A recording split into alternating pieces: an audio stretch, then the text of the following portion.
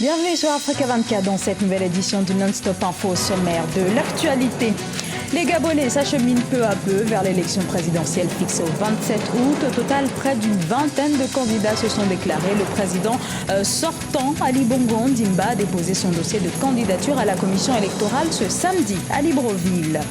Et Kigali abrite depuis ce dimanche le sommet de l'Union africaine, un 27e sommet qui sera consacré aux questions relatives aux droits de l'homme avec un accent tout particulier sur la situation des femmes.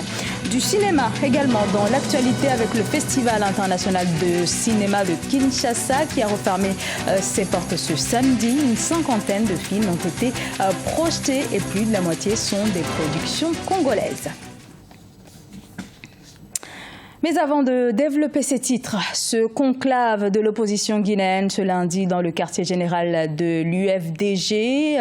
En effet, après la trêve pendant le mois de Ramadan, l'opposition compte reprendre les manifestations. Le bras de fer continue en effet entre pouvoir et opposition. L'opposition, par le biais notamment de son chef de file, Cellou Dalein Diallo, dénonce des violations par le pouvoir des dispositions constitutionnelles et réclame le respect des accords politiques et l'organisation d'élections locales. Et à un mois et demi de la présidentielle, le dépôt de candidature se poursuit au Gabon. Le chef de l'État sortant, Ali Bongo Ondimba, qui fera face notamment à d'anciens cadres du Parti démocratique gabonais, a déposé le sien ce samedi et il a fait une démonstration de force en mobilisant plusieurs milliers de sympathisants dans la capitale après ce dépôt de candidature, avec de nombreuses allusions à l'opposition qui l'interpelle très régulièrement sur son acte de naissance. Reportage à Douglas Ntoutoum. Après Jean Ping, Ginzumba Dama et Maganga Moussavou, le chef de l'État gabonais sortant, Ali Bongo Ondimba, par ailleurs candidat à sa propre succession, a déposé son dossier de candidature ce samedi à la CENAP, Commission nationale autonome et permanente. Le dossier de candidature était composé entre autres d'une demande manuscrite, d'une copie d'acte de naissance certifié conforme, d'une quittance délivrée par le Trésor public attestant du versement du cautionnement électoral des montants de 20 millions de francs CFA, un certificat médical datant de moins de 3 mois et une déclaration sur l'honneur. Je suis donc allé déposer mon dossier de candidature à la CENAP, dossier qui a donc été enregistré en bonne et due forme. Il ne manquait aucune pièce. Et même pour la petite histoire, vous savez que la CENAP a demandé d'autres pièces. Donc un certificat de nationalité. Moi, je l'ai présenté. Mais il y a d'autres candidats qui ont écrit à la Cour constitutionnelle pour dire que non, on n'a pas besoin de présenter cette pièce. Selon la CENAP, le dossier du candidat Ali Bongo Ondimba est complet et a été déposé en bonne et due forme. Fort de cela, le champion du Parti démocratique gabonais au pouvoir dit n'avoir peur que du peuple seul capable de le sanctionner. C'est toujours la même chose. Si Ali Bongo dépose son dossier, il va voir. Si Ali Bongo dépose son dossier, il va voir. C'est toujours les menaces. Moi, Ali, je ne crains que vous. Je ne crains que la sanction de mon peuple, de ma famille. Les autres, ils peuvent parler. Ce jour qu'ils craignaient, ce jour qu'ils redoutaient est arrivé.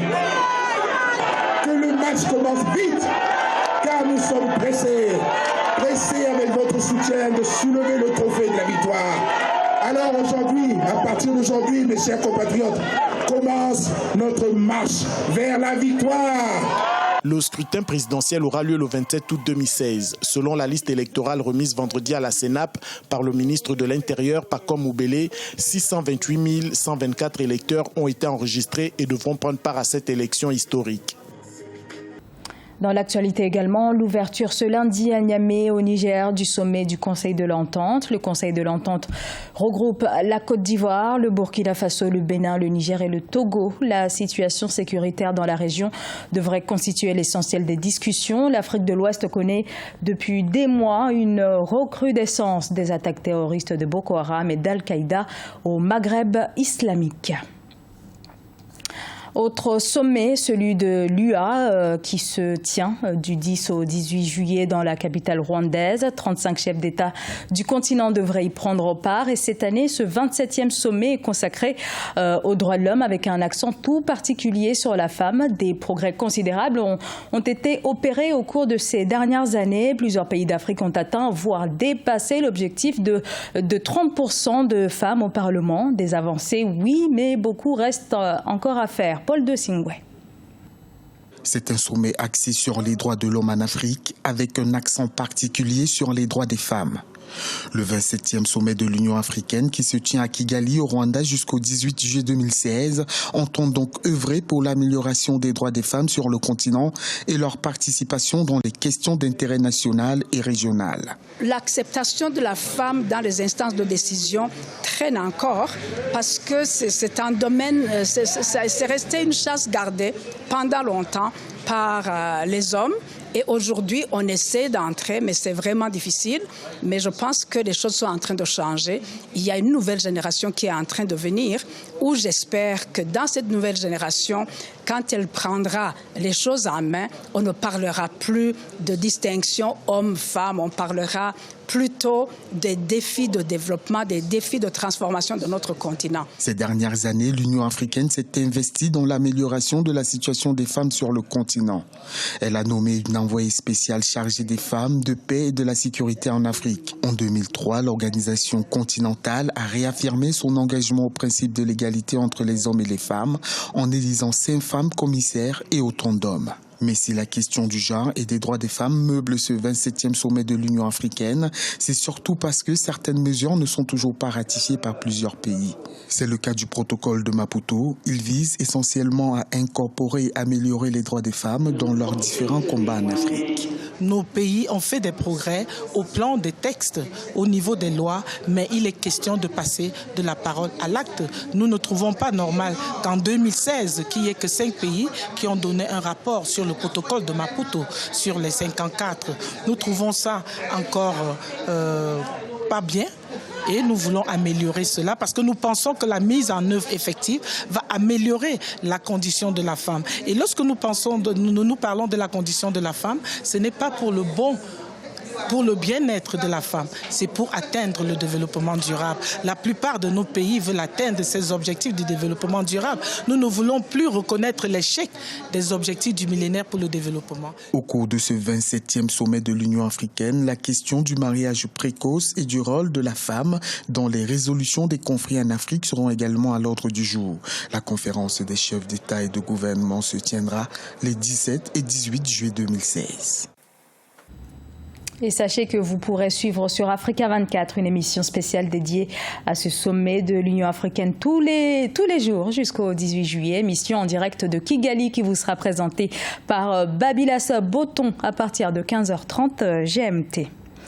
Clôture ce samedi à Kinshasa en République démocratique du Congo de la 3e édition du Festival international du cinéma. Les amoureux du 7e art ont pu assister à la projection d'une 50aine de productions et côté prix, celui de la meilleure réalisation a été attribué au réalisateur congolais Jean-Austin Kachala pour Calvaire qui a su conquérir le jury. Les précisions de notre correspondant Jacques Amboka.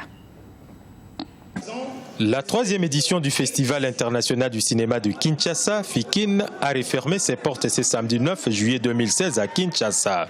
Pendant 5 jours, ce sont 51 films dont une 30aine de productions locales qui ont été projetés pour le bonheur des amoureux du 7e art qui se sont donné rendez-vous à la halle de la Gombe de Kinshasa. Et c'est le film Calvaire du jeune réalisateur congolais Austin Kachala qui a remporté le prix du meilleur film.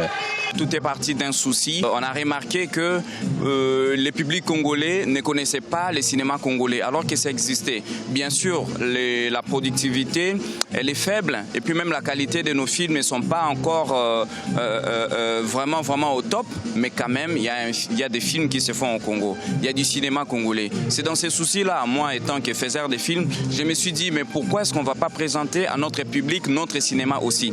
Le Festival international de cinéma de Kinshasa connaît généralement la participation des jeunes cinéastes qui cherchent à se faire une place dans l'industrie cinématographique congolaise qui souffre de manque de moyens. C'est juste les moyens que nous n'avons pas. Nous n'avons pas, vous allez m'excuser, les gens du gouvernement qui s'occupent un peu de ce qui est de la culture. Donc, c'est-à-dire que la musique et le cinéma ici, on fait avec les moyens des bords. Et les moyens des bords, c'est les moyens des bords. Donc, il n'y en a pas beaucoup. Et voilà. Mais si vraiment on avait... J'espère que vous avez vu le film Le Diable au plafond. Si vous l'avez vu, avec des moyens des bords, on a sorti quelque chose comme ça. Imaginez-vous avec un financement digne de ce nom, qu'est-ce que ça aurait été?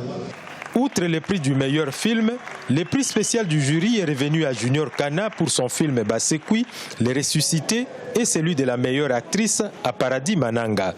Le Festival international de cinéma de Kinshasa est l'une des rares initiatives que comptent les pays pour encourager les jeunes cinéastes et redonner goût au cinéma, mais aussi redynamiser l'industrie cinématographique congolaise en quête de repères.